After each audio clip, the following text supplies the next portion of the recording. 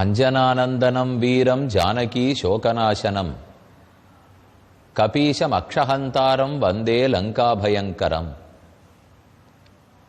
ஆஞ்சநேயர் சீதையினுடைய துயர் துடைத்ததை இந்த ஸ்லோகம் வர்ணிக்கிறது. அசோகவனத்தில் சீதையை கண்டார் ஹனுமான். அவளோடே பேசினார். ராமனின் பெயர் பதிக்கப்பெற்ற மோதிரத்தை கொடுத்தார். சீதை பேரானந்தப்பட்டாள். ஆனால் அதே சமயத்தில் ஏன் ராமன் இன்னும் வந்து தன்னை காப்பாற்றவில்லை என்று பலவாறாக புலம்பினாள். அப்போது ஆஞ்சநேயர் யோசித்தார், தேவி, நாம் ஏன் காலத்தை கடத்த வேண்டும்?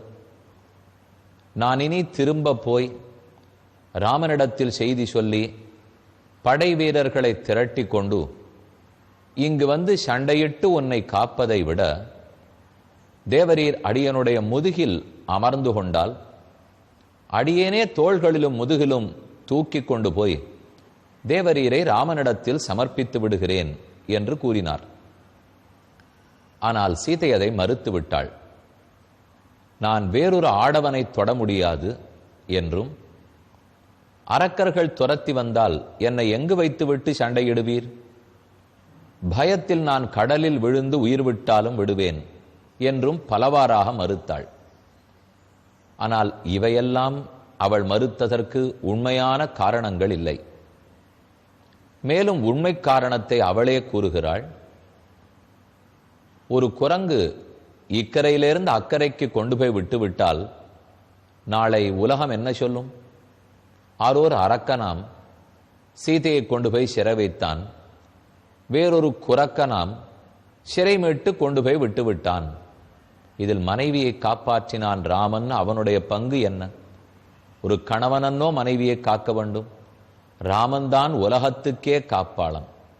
அப்படி இருக்கும்போது என்ன மட்டும் நான் காத்து கொள்ளவோ முடியாது. அவர் கைபார்த்துத்தான் இருப்பேன் என்று போய் சொல் என்ன சீதை பதில் கூறிவிட்டாள். கேட்ட ஆஞ்சநேய சுவாமிக்கு அப்போதுதான் சீதையின் பெருமை முழுவதுமாக புரிகிறது. இதுவரை ராமனின் பெருமையைத்தான் அறிந்து வைத்திருந்தார். சீதாதேவியின் மகாத்மியம் அவருக்கு தெரியாது. இனிமேல் தான் சீதை மற்றும் ராமன் என்ன சீதாராமர்களுடைய பெருமையையே ஹனுமான் தெரிந்து கொள்ளப் போகிறார். அந்த கட்டத்தில் தான் நாம் இப்போது உள்ளோம். இன்று நாம் கோதண்டராம சுவாமியை தரிசிக்கப் போகிறோம். சென்னை பட்டணத்திலே வெளியே பாகல்மேடு என்னும் சிற்றூர், தாமரைப்பாக்கத்திலிருந்து பெரியபாளையம் போகும் மார்க்கத்தில் 2வது கிலோமீட்டரில் பாகல்மேடு என்னும் கிராமம் உள்ளது. அங்கே 1902ஆம் ஆண்டிலிருந்து பஜனை மடமாய் பஜனை கோயிலாய் இந்த திருக்கோயில் இருந்தது. வெகு நாட்களுக்கு இங்கு ராமநாம பஜனையும் ராமனுடைய திருநாம கதையையும் பேசப்பட்டு வந்தன. ஓர் 12 ஆண்டுகளுக்கு முன்பாக, அதாவது 2002ஆம் ஆண்டு, சிறந்த சம்புரோக்ஷணம் கும்பாபிஷேகம் நடைபெற்று சிறிய கோயிலாய், ஆனால் அழகான கோயிலாய் இது பராமரிக்கப்பட்டு வருகிறது. முதலில் சன்னிதானத்துக்குள் நுழைகிறோம். இது கோதண்டராமசுவாமி தேவஸ்தானம்.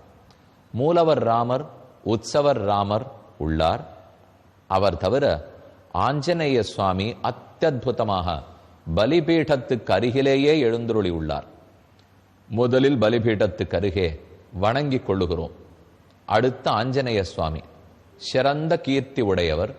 கைகளை கூப்பிக் கொண்டு ராமனையே வணங்கிக் கொண்டு சேவை சாதிக்கிறார். ஒரு கோயிலுக்கு செல்லும் போது நாம் நீராடிவிட்டு செல்ல வேண்டும். நமக்குரிய நெற்றியில் அவரவர் மத சின்னத்தை இற்றுக்கொள்ள வேண்டும். செய்வர்களாக இருந்தால் விபூதி இழிசிக் கொள்ளுகிறோம், வைணவர்களாக இருந்தால் திருமண் இழிசிக் கொள்ளுகிறோம். அது நமக்கும் பெருமானுக்கும் உண்டான சம்பந்தத்தை குறிக்கும். எப்படி ஒரு பெண்ணுக்கு தாலி கொடியோ அதைப்போல ஒரு பக்தனுக்கு நெற்றியில் இருக்கும் குறியீடு. அது இருந்தால் பெருமானிடத்தில் பேரன்பு, இதை நாம் வெளிப்படுத்தும் வகை. நீங்கள் கேட்கலாம், ஏன் அன்பு உள்ளத்தில் தானே இருக்க வேண்டும், வெளிப்படையாக வேணுமான்னு கேட்கலாம். வெளிப்படையாகவும் வேணும், உள்ளூரவும் வேணும். மற்ற பேருடைய வீண் பேச்சுக்கு ஆளாக கூடாதென்றால் வெளிப்படையாகவும் அடையாளங்கள் வேணும். இல்லைன்னா நமக்கும் ஆருக்கும் கல்யாணம் நடந்திருக்குன்னே தெரியாத படுமே. நமக்கு பெருமான் சுவாமி, சுவாமிக்கு நாம் தாசர்கள் அப்படிங்கிற ஒரு உறவு எல்லாருக்கும் தெரிந்தால்தான் மேற்கொண்டு குழப்பம் இல்லாமல் இருக்கும். அப்படித்தானே உலகமே இயங்கி வருகிறது. வெளியடையாளங்களும் வேணும். நன்னா படித்தா போரும், சீருடை வேண்டாம், ஒன்றும் ஷூ போட்டுக்க வேண்டாம், டை போட்டுக்க வேண்டாம், யூனிஃபார்ம் வேண்டாம் என்றெல்லாம் பள்ளியில் சொல்லுவதில்லை. படிப்புக்கு படிப்பும் வேணும், மற்றதும் வேணும். அதற்குத்தான் கோயிலுக்கு போகும்போது வேஷ்டி கட்டி கொண்டு செல்லுகிறோம், நீராடி விட்டுத்தான் போகிறோம், தூய்மையான உள்ளத்தோடே செல்கிறோம். மற்ற வம்பு தும்பு எதுவும் பேசாமல் பகவானை பற்றியே நினைத்தும் பேசிக்கொண்டும் செல்லுகிறோம். இதெல்லாம் எதற்கு? வெளிப்படையா பக்தியை காட்டுவதற்காக. உள்ள மட்டும் பக்தி இருந்தா போராது, வெளியேயும் இருக்க வேண்டும். உள்ளூர பக்தி இருந்து அதில் உறுதியோடு இருப்பதற்கு நாம் எல்லாரும் முனிவர்களோ யோகிகளோ ரிஷிகளோ அல்லர்கள், சாமானிய மனிதர்கள். நமக்குள்ளும் யோகிகள் இருக்கலாம், ஆனால் நாம் இல்லை. ஏன்? அடியேன் இல்லை. ஆகவேயாவது வெளிப்படையான அடையாளங்கள் தேவை. அந்த அடையாளங்கள் நம்மை கண்டபடிக்கு போய்விடாமல் சரியான பாதையில் இருத்தும். அதுக்குத்தான் கோவிலுக்கு வரச்சே மரபுகளெல்லாம் வைத்து கொண்டிருக்கிறோம். ஆஞ்சநேயரை என்று நன்கு சேவித்து கொண்டோம். இனி உள்ளே சென்று கோதண்டராமரை தரிசிக்க வேண்டும். அதை நாளை செய்வோம். தற்போது சுந்தரகாண்டத்தின் ஆச்சரியமான சர்க்கம். கடந்த நாள் சந்தித்த போது பார்த்தது 37வது சர்க்கம். 37வது சர்க்கத்தின் கடைசியில் யதிராமோ தசக்ரீவம் இஹத்வாச ராட்சசம் மாமிதோ கிருஹ்ய கச்சேத தத்தஸ்ஸ சதிருஷம் பவேத். ராமன் வர வேண்டும், அம்பு கூட்டங்களால் லங்கையை மூட வேண்டும், என்னை விடுதலை பண்ணி அழைத்து கொண்டு போக வேண்டும். இதுதான் அவருக்கு பொருத்தமுடையதாக இருக்கும். உலகத்துக்கே காவலனான ராமனுக்கு அதுதான் சரி. அவனால் காவல் காக்கப்பட வேண்டிய, காப்பாற்றப்பட வேண்டிய எனக்கும் இதுதான் சரி. ஆகவே சமே கபி சிரேஷ்ட சலக்ஷ்மணம் பிரியம் ச யூதமம் க்ஷிப்ரமிகோபபாதய சிராய ராமம் பிரதி சோக கரிசிதாம் குருஷ்வமாம் வானரவீர ஹர்ஷிதாம். நான் சொன்னபடிக்கு வானர வீரரே நீர் செய்யும். உம்மோட கூட நான் வரவில்லை, ஆனால் நான் சொன்னதை செய்யும். சீக்கிரமாக திரும்பப்போம். நாம் சொன்ன அடையாளங்களை ராமனிடத்தில் சொல்லும். இனி வெகு நாட்களுக்கு சீதை உயிரோடு இருக்க மாட்டாள். இதுதான் அவருடைய செய்தி. சீக்கிரமாக படை திரட்டி கொண்டு வந்து சீதையை மீட்க வேண்டும்னு நான் சொன்னதாக சொல்லும் என்று செய்தி சொல்லினாள். அதோட அந்த சர்க்கம் முடிந்தது. அழைத்துவான்னு கூறிவிட்டாள். அடுத்து 38வது சர்க்கம். ததஸ்ஸ கபிஷார்தூலஹ தேன வாக்கியேன தோஷிதஹ சீதாமுவாச்ச தச்ருத்வா வாக்கியம் வாக்கிய விசாரதஹ. ஆச்சரியமா கேட்டுருக்கார் ஹனுமான். என்னமா பேசுகிறாள், என்ன உரிமை, என்ன பாசம், என்ன அன்பு, என்ன தெளிவு இவள் பேச்சில். ராமன் தான் வர வேண்டும், அவர்தான் காக்க வேண்டும். நான் என்னை காத்து கொள்ள மாட்டேன். இந்த உறுதியை இவளிடத்தில் தான் பார்க்க முடியும். சரணாகதர்களிடத்தில் இந்த உறுதி வேண்டும். இப்ப நாம் எல்லாரும் பெருமாளே உன் திருவடிகளே சரணம், பாரத்தை உன் திருவடிகளில் வச்சுட்டேன், என்னை நீதான் காப்பாற்ற வேண்டும்னு சொல்றோம் இல்லையோ. பாரத்தை வச்சுடுவோம். நம்ம தலையில அழுத்தின்னு இருக்கிற பாரத்தை பெருமானுடைய திருவடியில இறக்கி விடிச்சிடுறோம். அதுக்கப்புறம் நாம கவலைப்பட்டு பிரயோஜனம் இல்லை. நம்மால் கவலைப்பட்டு அந்த பிராபலத்தை முடிக்க முடியாதுங்கிறதுக்காகத்தானே பெருமாள் திருவடியில சரணாதி பண்றோம். இப்ப நம்ம வீட்டிலே ஏதோ அது தீராத நோய், என்ன செய்யலாம்? பெருமானே உன் திருவடிகளில் சரணம், நீதான் ரட்சித்து கொடுக்க வேண்டும். முயற்சி எடுக்கிறேன், ஆனா முடிக்கிறதுக்கு நம்மால இயலாது. என் அவனையே நம்பி இருக்கிறோம். அந்த நம்பிக்கை உறுதியா இருந்தா சரணாகதர்கள். அதைத்தான் சரணாகதி சரணாகதின்னு சொல்றோம். ஈஸ்வரன் சர்வரக்ஷகன், அவர் ஒரு நாளும் கைவிட்டு விடமாட்டார். ஆகவே உன் திருவடிகளே புகழ். அப்படித்தானே சீதை முடிவெடுத்திருக்கிறாள். அந்த தெளிவை பார்த்து, அந்த உறுதியை பார்த்து ஆஞ்சநேயர் ஆச்சரியப்படுகிறார். ஸ்திரீத்வான்னத்வம் சமத்தாசி சாகரம் வியதிவர்த்தித்தும் மாம் அதிஷ்டாய விஸ்தீர்ணம் சதயோஜனம் ஆயத்தம் ராமாதன்யஸ்ய நார்காமி சம்சர்கமிதி ஜானகி குவாக்கியன்யாத் துவமிருதே தேவி ப்ரூயாத் வச்சன மீதிருஷம். தேவி, உன்னை தொடமாட்டேன், ராமனன்றி யாரையும் நினைக்க மாட்டேன், என்னை காத்து கொள்ள மாட்டேன். இதெல்லாம் எவ்வளவு உயர்ந்த மொழிகள்! உன்னை தவிர இதெல்லாம் ஆர் பேச போகிறார்கள்? இச்சாமித்வாம் சமானேது மத்யைவ ரகுநந்தினா குருஸ்நேகேன பக்தியாச்ச நான்யதா ததுதாகிருதம். கீழே விழுந்து நமஸ்கரிக்கிறார் ஹனுமான். கைகூப்பி கொண்டு வேண்டுகிறார். தேவி, அடியேன் குற்றம் புரிந்து விட்டேன், உம்மை இப்போதே கொண்டு போய் சேர்க்கிறேன்னு சொன்னனே, என் அறியாத்தனம், சிறுபிள்ளத்தனம், என்னமோ ஒரு பதட்டம், இப்போதே உம்மை கொண்டு போய் சேர்த்துடணும்னு ஒரு அறியாத்தனத்தால் பதட்டத்தால் பண்ணிட்டேன். என்னதான் இருந்தாலும் நான் ஒன்றும் பெரிய யோகி இல்லையே. ஹனுமான் சொல்லிக்கிறார், அவரை விட படித்தவர் இருக்க முடியாது, அவரை விட பக்தர் இருக்க முடியாது. ஆனா தான் குற்றம் பண்ணிட்டோங்கிறத நேரடியா ஏத்துக்கிறார் இல்லையோ, அதுதான் அவருக்கு பெருமையே. மனிதனும் குற்றம் புரிவது தப்புன்னு சொல்லிட முடியாது, நடக்கும். மனுஷனால தப்ப பண்ணாத இருக்க போறோமா?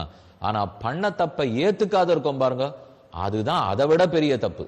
தப்பு பண்ணிட்டோம், தப்புன்னு ஒத்துனுட்டோம், தப்பு சரியாயிடுறது. சரியாயிடுறதுன்னா மன்னிக்கப்படுகிறது.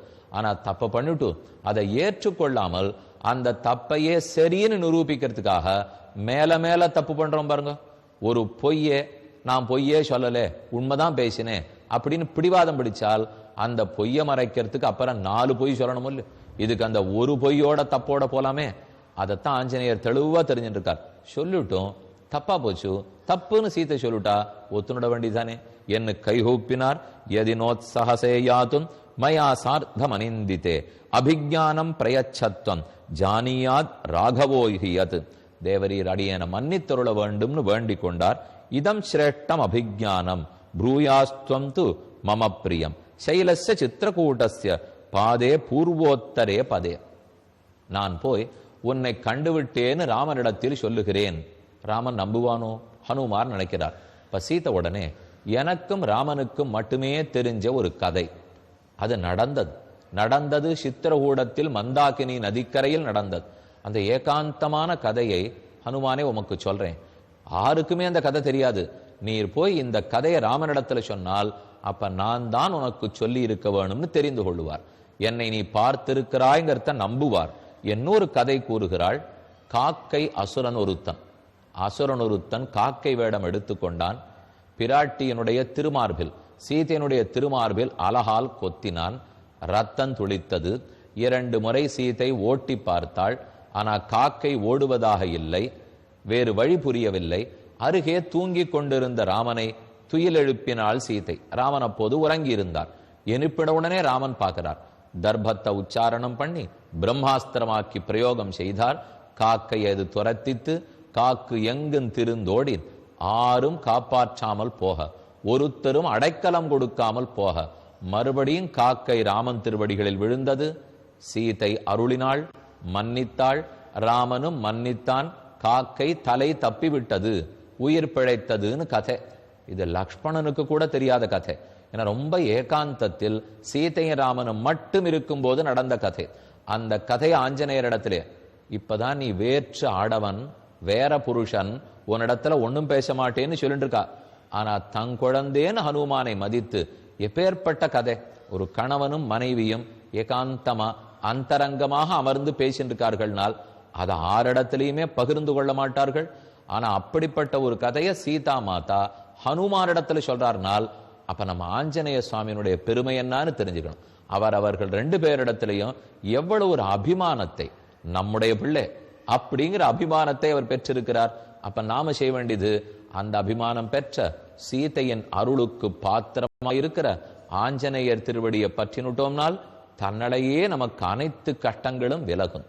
ராமபக்தியே பிறக்கும். ராம நாமத்தையே சொல்லிடுவோம். ஆக இனிமே நாம பார்க்க வேண்டியது காகாசுர விருத்தாந்தம் சரித்திரம். ததோ மாம்ச சமாயுக்தா வாயச பர்யதுண்டயது தமஹம் லோஷ்டம் உத்யம்ய வாரயாமிஸ்ம வாயசம். இந்த காக்கை என்ன கொத்த வந்தது, நான் அதை சூச்சு அப்படின்னு சொல்லி அந்த காக்கையை விரட்டி விட்டேன். போ என்று சொல்லி போக்கினேன். காக்கை ஒரு தரம் போச்சு, ஆனா திரும்ப வருது. சதத்ர புனரேவாத வாயச சமுபாகமது ததசுப்த பிரபுத்தாம் மாம் ராகவாத்காங்க சமுத்திதாம். பக்கத்தில் இருக்கிற ராமனை எழுப்புறதை தவிர எனக்கு வழி இல்லை. ராமனை எழுப்பினேன், எழுந்திருந்தான். ராமன் விழித்து என் செய்தான்னு பார்ப்போம்.